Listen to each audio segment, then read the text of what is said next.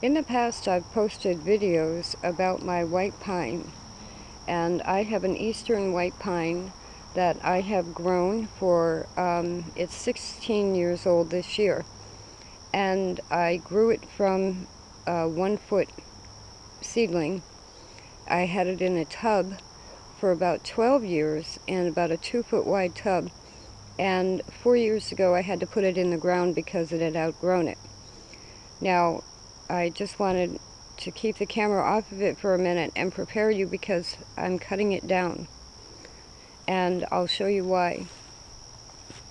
I've taken, and I had to turn the camera. Hopefully I can, I'll go back this way. I'm sorry. I forgot that you can't do that. I've taken most of the branches off. There are 2 reasons I'm doing this, and it was a very, very difficult decision. First of all, I have to move, and even though I could leave it here, it was too big to dig up. The trunk is about, at the very base, about 4 inches in diameter, but the root system is so extensive it was too big to dig up without killing it. So I was going to leave it for the landlord to just have as a benefit in the yard. Except when I went to trim it, it's covered with carpenter ants and aphids. And I knew that there were aphids on the branches, and I had planned on getting ladybugs, which feed on the aphids. But where they got ahead of me here with the carpenter ants. We have a carpenter ant problem in the yard. The whole yard is basically one huge carpenter ant nest. And what they have been doing is farming the aphids. And what they do is they protect the aphids. The aphids, I'm not an entomologist, but they, just by the way they live, they eat the sap out of the needles and they produce honeydew. I have to back up, that's a yellow jacket. And the carpenter ants eat the honeydew. So it's a symbiotic relationship on a lot of plants and trees. But as I started to show you there, yeah, maybe if that bee leaves, I'll be able to go back over there. There have been a lot of yellow jackets on the tree, and I'm not sure exactly what they take from it, except maybe from the new growth. But anyway, as I started to trim the branches, the aphid, I was going to start some cuttings, and I took some cuttings and put them in a bucket of water. And there were so many millions of aphids that were afraid of drowning that I realized that the tree is completely infested. Now, another way to correct that would be to spray it. And I didn't want to spray malathion or any of the harsher chemicals it would take to spray it. And the other thing is, this has kind of been our outdoor Christmas tree. So here's my plan. I'm taking the branches off, which I've already done. I am going to scrub the trunk. I'm going to give it a couple of days for most of the bugs to realize they don't have a home anymore. I'm going to scrub the whole thing with bleach. I'm going to then cut it. I'll take the top branches off, and I will be drying it out and using, I left those stub branches on there on purpose. I'm going to be using the wood for carving. It will take about a year for it to age enough where I can carve it. So I'm taking my tree with me, only it's going to be a tree that's drying out for carving. Very sad, but also very smart as far as being responsible. If I have to move, I don't want the landlord coming back and saying it was my tree that caused the carpenter ants. It wasn't. The ants were here before my tree was planted, but, I don't need that kind of an argument. Not only that, the tree itself has become a huge aphid colony. And aphids are not beneficial pests except for ants. They suck the sap right out of everything. So it really is more responsible at this time to either spray the tree or, because it was so entirely infested, to take it down. About 4 years ago, we had a lot of ladybugs in the yard, and for some reason they are not around. We have very few monarch butterflies this year, past 3 years, and very few ladybugs.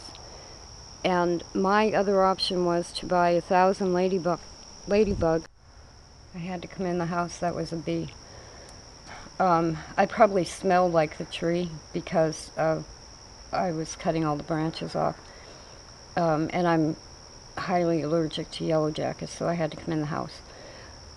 I was going to buy 1,000 ladybugs and basically put them on the tree. And that was the better way, the more organic way to take care of the aphids. I really should have done that last year. And because I didn't do that last year, the aphids really got a handle on the tree. So because I've talked about this tree so much over the years, I just wanted to make a video showing it is coming with me, but it's going to be carving wood.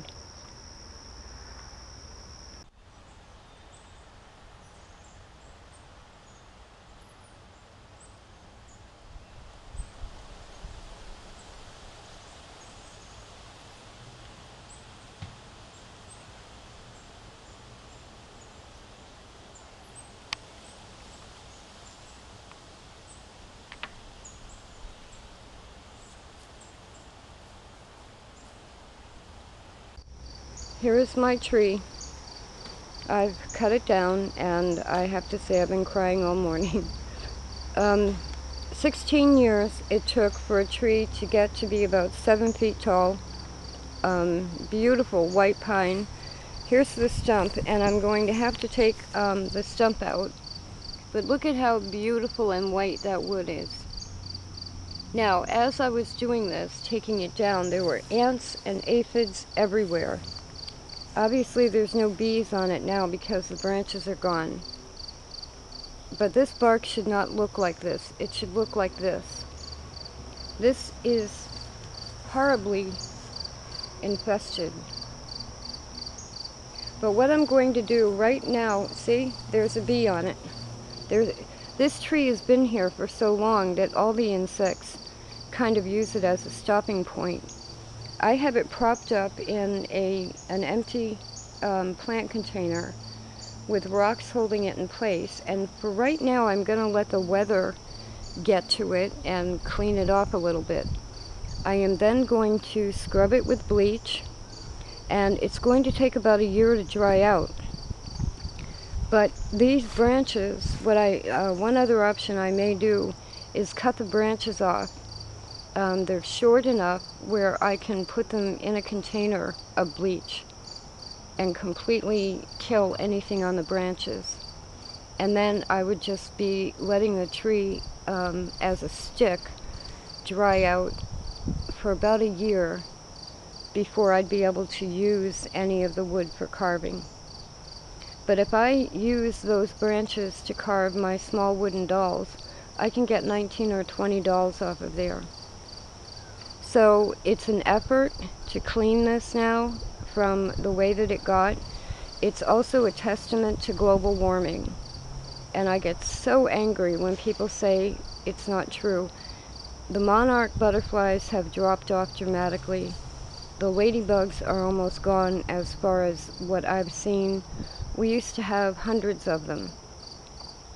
And the ladybugs alone would have saved this tree. Now I had to take it down anyway, because if I had left it, it would have slowly died. It was that infested. Or it would have had to be sprayed, but I know the landlord would have come through, and if they saw that, they would have just taken it down and thrown it away.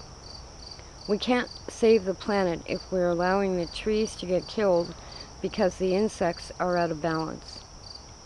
So it is a testament to global warming. The monarch's flight path has been affected for the past 5 years, that not as many of them are making it up from Mexico to the northeast, and when they do get here, they're not as big. I don't know what's happened to the ladybugs. I don't know why I haven't seen any praying mantis. The area is sprayed for pesticides. You know, when people want lawns and grass, they lose trees. And when they lose trees, this tree provided oxygen. So I'll get off the soapbox now, but here is my tree, and it will be going with me 16 years of time and worry into a tree will go with me, dead or alive.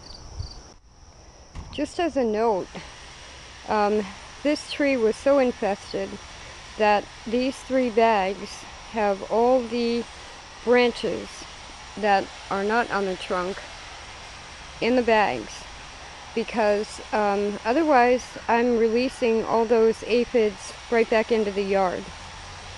So I bagged this up as best I can. This will go in the rubbish. If you have the option, they really should be burned. But if you don't have that option, you can just bag it up and put it in the trash and let it go to the dump, where it'll go in the landfill and they'll take care of it. And by the way, I did wear rubber gloves when doing that. Aphids don't attack people, but it's pretty creepy dealing with such infested branches. So it's just better, better for hygiene, better for everything. I did have several ants on me. I had piled the branches in one spot in the yard yesterday, and I bagged them up this morning. You have to be careful of when I moved the branches, all of the ants that had been taking care of the aphids were underneath all the branches, a huge swarm of ants. So this way, the whole problem is alleviated. Just in case you're also a carver, you've seen how I've taken the tree down. I cut most of the branches off first, left about 6 or 7 inch stubs on the tree, got rid of all the greenery because it was infested, and have now trimmed those stubs off the trunk. And if you're a carver, this is where they are.